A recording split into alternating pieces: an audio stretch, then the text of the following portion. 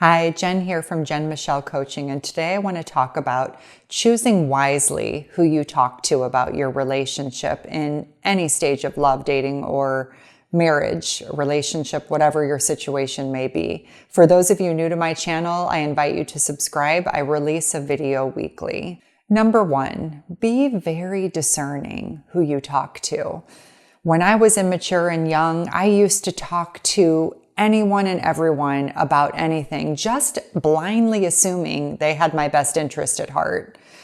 I remember this most profoundly when when I was post-college entering the work world. I just assumed people all just wanted what was best for me, and nobody had an ulterior motive, and everyone was just going to give me the best of advice. And I did not learn from observation in those situations. I had to learn from direct experience of seeing all the ways in which I was gullible, naive, and really missing seeing some pretty important points. And so we have a choice in life. We can learn through direct experience, which is typically the hard way, or we can learn through observation. Who do we observe a person to be? Do they have our best interest at heart? Are they healthy in their own life? Are they happy in their own life, right? What do we need to see, and how do we need to proceed from that observation? So this is what discernment is. Discernment is judging well. Is Sarah a safe person for me to talk to about my relationship when she is bitter and sad over her recent divorce? Probably not. Is your best friend, who has been your vault and has demonstrated reliability, loyalty, and integrity for decades, a good person for you to share from your heart with? Most likely. And so we're not just blindly assuming that others want the best things for us, but we are being discerning about who we let in on what, right? So this is a really important practice, and it's a way in which you hold your relationship sacred and protect it from energies that it doesn't need to have leaked within it, so to speak. Number two, it's just a natural protection for your bond. And I'm not saying protection in this looking over your shoulder type of way, but I mean it more so in this thoughtful, deliberate way where most of what occurs within the relationship is between you and your partner. And if you need outside counsel, you've learned who to go to for it.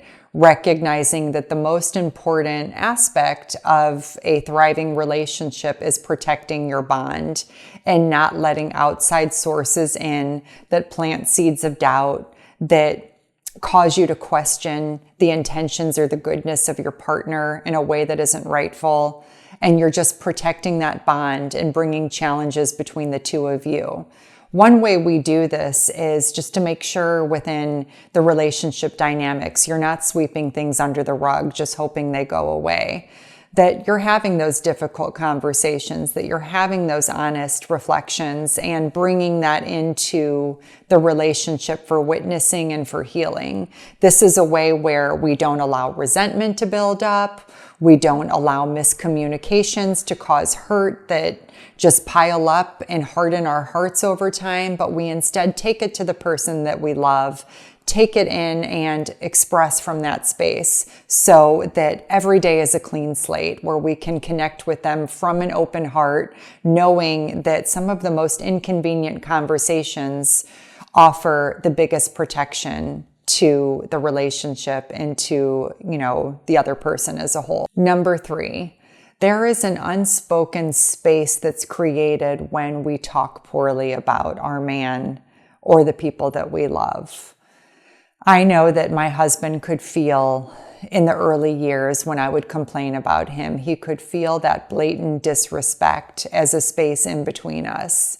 He didn't trust me to not gossip or say bad things about him to others. He didn't trust me not to throw him under the bus because he felt that I did it. He didn't have to have proof. It was just a felt experience for him of what was going on when he wasn't around. As I did my own work, I gave up gossip as a whole And I instead replaced it with honest conversation and respect for his process and the ways in which we were different. He now very much knows that I'll never say anything bad about him, right? That's not going to happen. I will take it to him if I have an issue or a concern, but I don't allow any of those outside energetics in a way that would come between us. And so this is what I mean by protection, which I just talked about in step 2. It's a gentle protection. It's by taking control of the person you want to be in this world. Am I putting good out there or am I putting bad out there?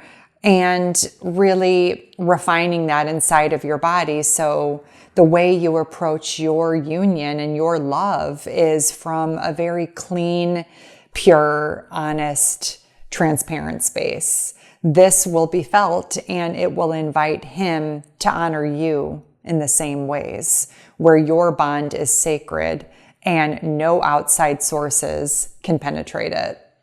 I would love to hear how this video supports any of you who are on this journey of up-leveling your relationship, up-leveling yourself, and really just being so proud of the woman that you're becoming. Please check out my site, jenmichellecoaching.com. I would love to invite you to book a week of personalized support. This is one of my favorite ways to support new clients, where you get support from me on the app Voxer for a full week, and we take a deep dive into your situation, really making immediate changes and up-leveling your approach to the things that you desire most. See you all next week.